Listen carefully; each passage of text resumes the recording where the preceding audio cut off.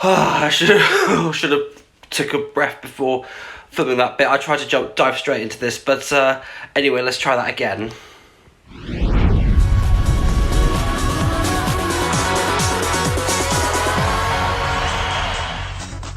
So hello and welcome to the August 2023 instalment of last month in UK Funfairs. Now this one is going to be relatively short because we don't really have a lot to go on for this month's episode. There might be some stuff that we have missed. We have tried scouting for anything we have missed just to be sure, but we're currently working with what we got. So if there is anything that we have missed in this episode, please by all means include it in the comments. Unless it's something that's happened in September, then that will be included in next month's episode when it goes up. Obviously with it being September we cover August, and with it being October we will be covering September. Anyway, so for events news, we do have something on the lighter side involving Great Dorset Steam Fair for next year, so let's take a look at that.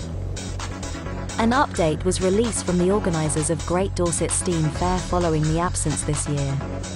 The statement from Martin Oliver said that they are working tirelessly to safeguard the event to make sure it can return next year in 2024 and future years. It has not been 100% confirmed, but they are asking to retain the dates, which will be from the 22nd to 26th of August. We wish the organisers the best of luck and hope it can return next year. And finally, on to some new rides that have come to the UK Funfair scene. Nathaniel Taylor has taken delivery of a brand new four-hill Fairtrade waltzer named Rock N Roll 2, which will be a successor to David's Maxwell machine Rock and Roll. It made its first outing near Lake Windermere in the Lake District. Another four-hill Fairtrade waltzer this month was completed. This one, called Supreme Waltzer, was built for Clayton Manning and it made its first outing at Finsbury Park in London. And finally, on to some ride changes that have happened during the UK Funfair scene, sorry. Brain McGee in Ireland has sold his KMG Freakout to Richie Wilmot. The ride, which will primarily be travelling in Scottish areas, will be picked up by the new owner after the 2023 season.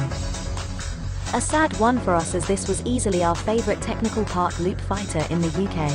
Darren Matthews Jr. has sold his loop fighter called No Limit to the Mellors Group, who will be opening the ride in Kuwait for a few years under contract.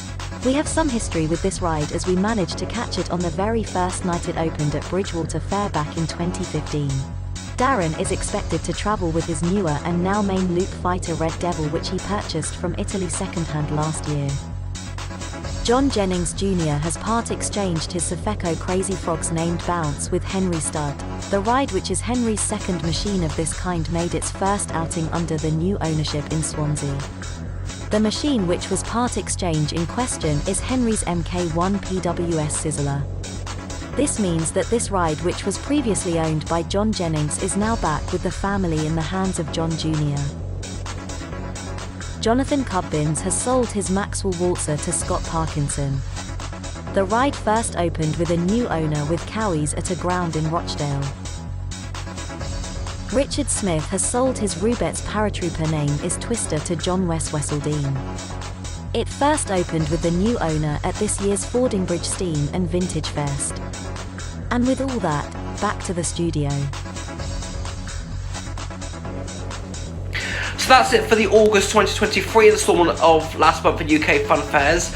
So, with it being World Funfair Month, we already have kicked it off with Oxford St Giles, and we are continuing it so with Barnstaple Fair, which is actually our first time there in 6 years. We were going to go there last year, but unfortunately due to illness, I wasn't able to make it. Anyway, so see you tomorrow with the Barnstaple Fair videos, and see you later.